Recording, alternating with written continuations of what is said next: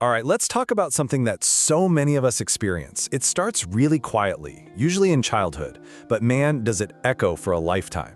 We're diving into the psychology of the child who is forced to grow up way too fast.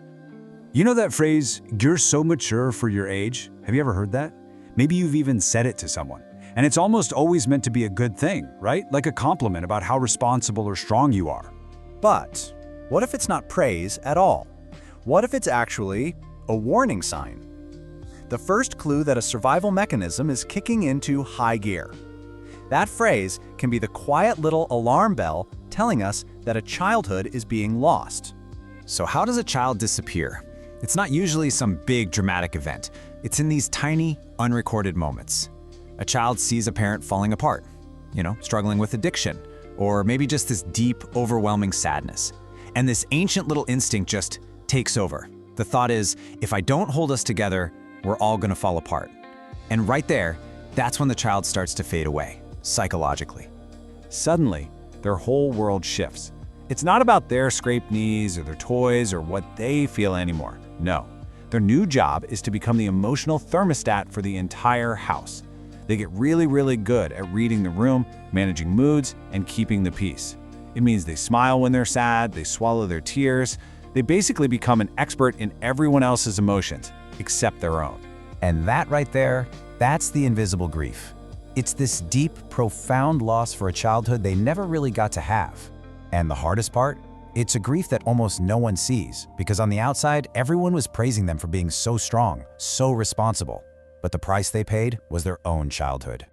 There's actually a psychological term for this. It's called parentification, and understanding it is a total game changer. So let's break down what that actually is. Okay, so the most important thing to get here is that the roles get completely flipped. The child who is supposed to be getting emotional support ends up being the one giving it. And this isn't just, unhealthy. It literally changes the way their brain and their personality develop. And it's rarely just one thing. They become this mashup of different roles. They're the tiny caregiver, the family peacekeeper who jumps in to stop fights, the little therapist listening to problems way too big for them, and the protector trying to shield everyone from the hard stuff. And they get so good at wearing these masks that eventually they forget they're even wearing one. And I want to be really clear, this isn't just in their head. It has a real biological impact. Their brain literally gets rewired. It learns to be on constant alert, what we call hypervigilance. Always scanning for danger, walking on eggshells, their nervous system starts to think that chaos is normal. That's its default setting. And this is the crazy paradox of it all, right? Back then, sacrificing who you really were, that's what kept you connected, it's what kept you safe, that instinct is what got you through. But now as an adult, those same survival patterns, the people-pleasing, the need to do everything perfectly, swallowing your own needs, they're not saving you anymore, they're trapping you. And buried deep, deep down underneath all that competence and responsibility, that little kid is still there. And they're asking this one absolutely heartbreaking question over and over again. Okay, so fast forward to adulthood.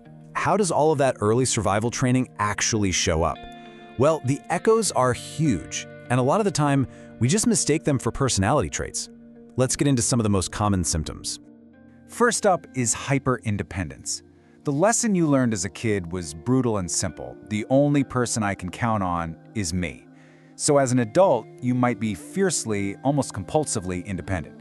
Asking for help feels terrifying, letting people get close feels dangerous, because you learned very early on that being vulnerable was not safe.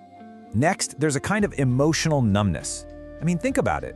If your whole childhood was about managing chaos, then peace feels weird. It feels suspicious. So when things are actually good, when there's a moment of joy or calm, you might feel anxious, like you're just waiting for it all to go wrong.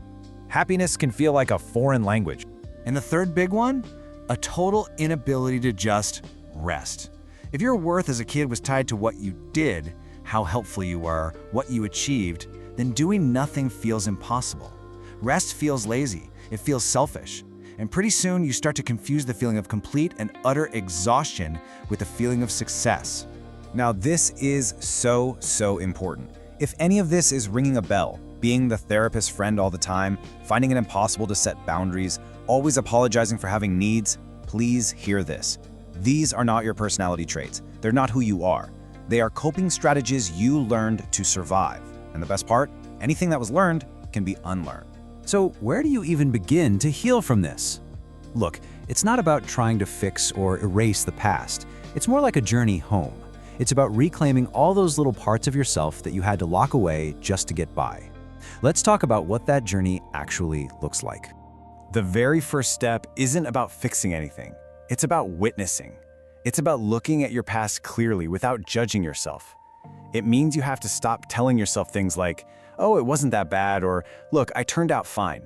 No. Witnessing is about finally saying, "Yeah, that happened, and it hurt." It's about validating your own experience. And from there, you can ask yourself maybe the most powerful question of all.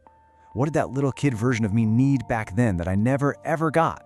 The answers can be heartbreakingly simple, right? I needed someone to protect me. I needed to feel safe enough to just play. I needed to be a kid. Answering this question, that's the beginning of learning how to give those things to yourself now. So the process really boils down to this. First, you witness the pain. You see it for what it was. Then you let yourself feel the grief that comes with it, the anger, the sadness, all of it. And finally, you start to answer the need. You start to give yourself all the things you were denied. And here's the truth. It's both really tough and incredibly freeing. No one else is coming to save that little kid. The adult you are, right here, right now, you are the only one who can go back in time, metaphorically, and give that child what they needed. You get to be the person they were always waiting for. I love this because it totally reframes what healing even is. It's not about becoming some brand new person. It's more like an archaeological dig. You're just gently brushing away all the dirt and debris to remember the person you were before the world forced you to be somebody else. See, your maturity, your strength, that was never the problem. The problem was that you were never given a choice. But now you have one. As an adult, you have the power to make different choices. You can choose softness. You can choose rest. You can, finally, choose yourself. So let's leave it with this. You can't go back and get the childhood you deserved, but you absolutely have a future. And this time, it's not about just surviving. This time, you get to write the story.